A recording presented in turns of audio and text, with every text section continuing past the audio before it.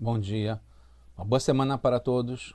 Shabbat Shalom, Shavua Tov, Mashiach Now, redenção completa, verdadeira, definitiva, para o mundo inteiro, aqui, agora, já. A pergunta da semana é: dá para evitar o inevitável?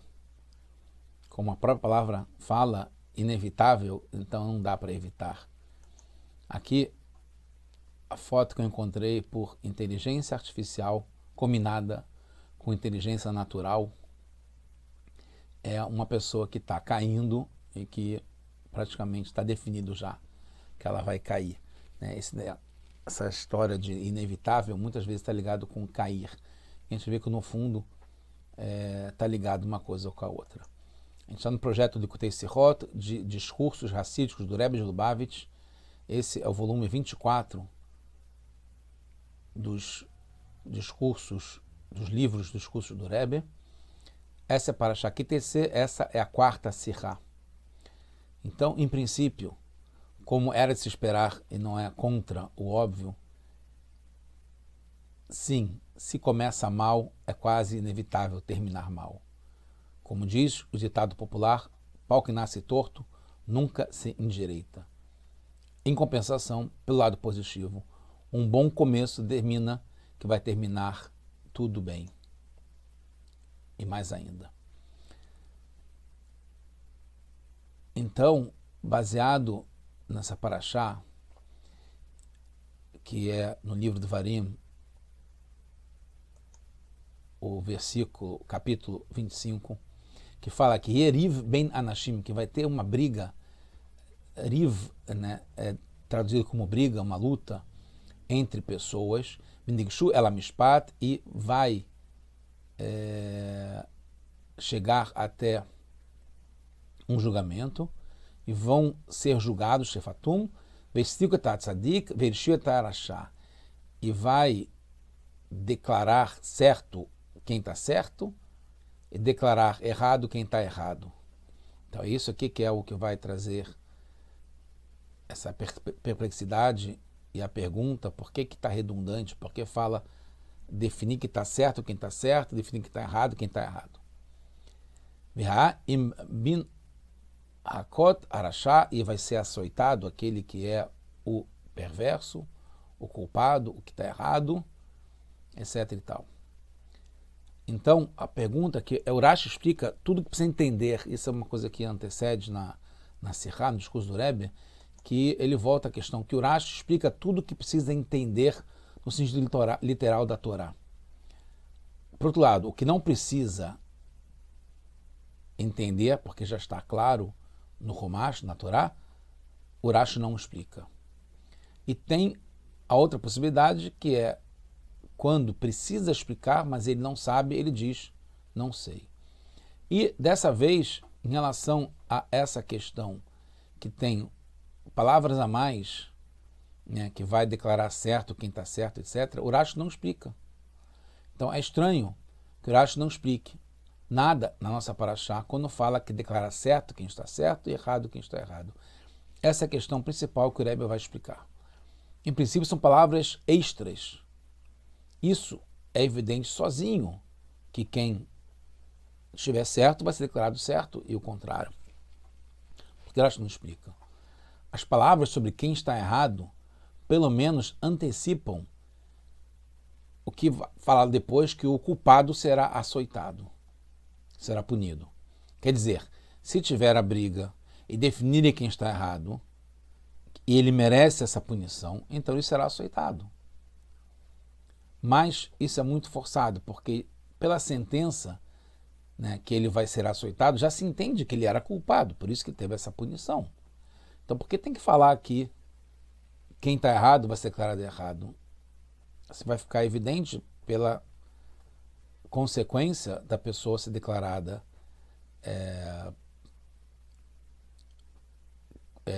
punível por açoite.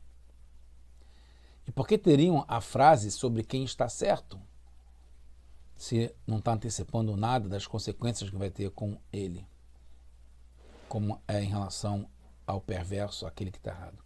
E também não dá para falar que serve para deixar implícito outras proibições através dessa. Porque é só aqui que tem essa novidade. No Sifri, explica que está falando sobre quem está certo para que ele não seja punido. Primeiro precisa procurar o mérito e depois julgar a pessoa. Mas se Rashi pensa assim, por isso que ele não explicou, né, que a pessoa que está certa vai ser declarada certa e a que está errada, errada, o Rashi deveria deixar isso claro. Além do que, são duas pessoas diferentes. Então não é que primeiro vai procurar o mérito nessa pessoa, e se não encontrou o mérito, então vai declarar o culpado e errado. Não. Então, se uma pessoa que está certa, quer declarar certa, e uma pessoa, outra pessoa, quer declarar errada se ela está errada. Então não é um processo do qual se vê primeiro o que está certo para depois definir que está errado. Mas ainda, pela Guemará, estão falando de testemunhas falsas, na Guemará quando fala sobre esse caso, que declararam culpado quem era inocente, e depois disso vieram outras testemunhas e inocentaram os que estavam certos, que eles não eram para ser declarados culpados. E aí passa a culpar os errados, que são os testemunhos. As testemunhas que eram falsas, que tentaram punir e declarar culpado quem estava certo. Então agora mudou. Quem estava certo passa a ser certo, porque é isso que era o certo, e quem estava errado, né, que tentou incriminar quem estava certo, passa a ser o errado, que são as testemunhas falsas. Então estes merecem ser açoitados. Mas é impossível que seja isso, que está tão claro assim para o Rashi que não precisa explicar, porque teve que entender isso tudo através da Guemará. Em princípio, o Rashi não precisa explicar, porque já explicou no começo do verso. Agora a gente vai começar a entender. O Rashi, quando fala que Heriv, que vai ter uma briga, o Rashi fala Sofam Niot Nigashim Elamishpat. Quando tiver uma briga, o Rashi fala, é inevitável que cheguem até o julgamento. Quer dizer, depois da briga, é inevitável chegar até o julgamento. Não tem como chegar na paz sozinho. E o Rashi traz a história do Lot. O que levou Lot a se separar do Tzadik? A briga. Então, a briga leva ao inevitável, que é a separação ou chegar até o julgamento.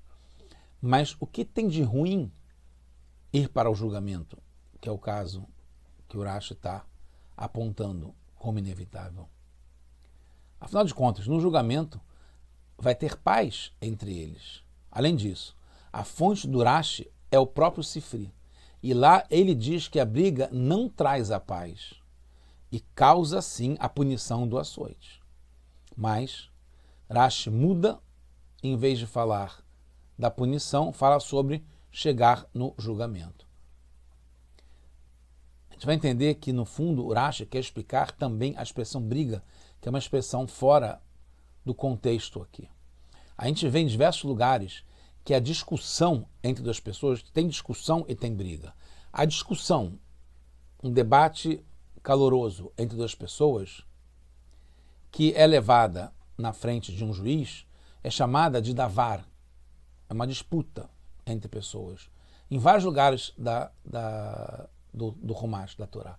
Em Shemot, por exemplo, no capítulo 18, Parashat Yitro, que fala que lahem davar ba elai veshafatiti, que quando tiver uma disputa, eles venham até mim e eu vou julgá-los. Benish o venreu, entre uma pessoa e seu amigo, etc, etc. Depois tem também em Mishpatim, Mibal Dvarim Igash Alehem. Qualquer pessoa que tem uma questão legal pode contatá-los. E briga geralmente é quando não vão para julgamento. Como tem em Bereshit, justamente na Parashat Lech Lecha, que fala sobre Lot, Vayiriv ben roei mikne Avram, o ben roei mikne Lot. e teve briga de fato, uma luta, não é só uma discussão, entre os pastores do Avram na época, com os pastores do Lot. Em Bereshit, Ravav, no 26, fala na história em Toldot, Varivuro Eigrar Imroei Yitzhak, que os pastores do Avimelech lutaram, disputaram, brigaram com os pastores do Yitzhak. Tem depois também Bereshit Lamed Aleph 31,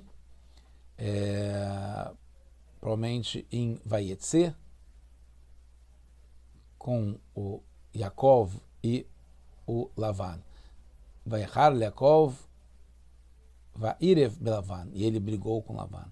Em princípio, aqui também deveria ser Davar, que é essa disputa que tem, que não chega até uma briga mais efetiva. Tanto é que Onkelos, o tradutor para o aramaico, ele traduz como julgamento, que é din, né? Que é uma sentença, e não como nas outras vezes que ele traduz a briga, que é uriv. Então aqui o Onkelos também entende como sendo algo ligado ao julgamento e não a briga de verdade. Por isso Rashi explica que briga aqui leva ao julgamento, de acordo com o que o próprio Onkelos traduz. É um tipo de discussão que não chega à paz, nem mesmo com o julgamento. Geralmente, quando tem uma discussão que não é uma briga de verdade, uma luta, ou as pessoas resolvem sozinhas, ou o tribunal encontra uma conciliação entre as partes, ou o tribunal decide que um lado tem razão, mas, de qualquer forma, também chegará na paz, pois não tem briga já em princípio, desde o começo, e não eles não estão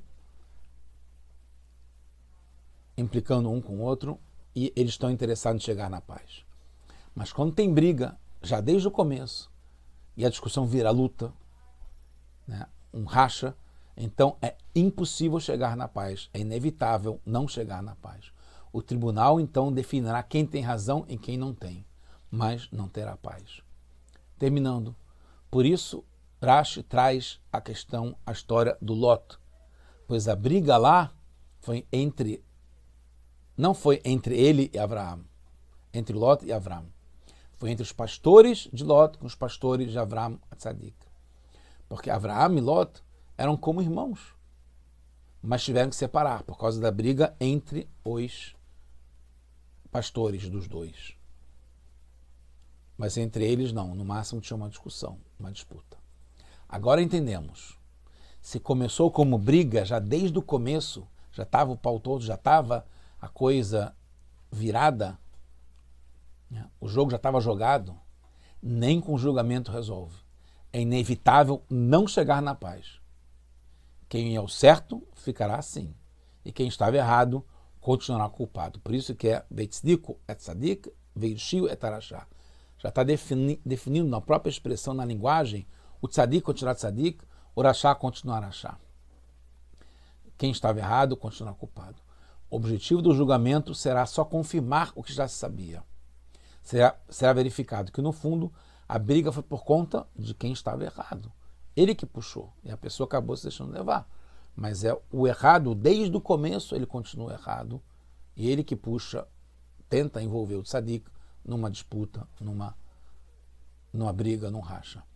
E o tzadik estava certo desde o começo. Que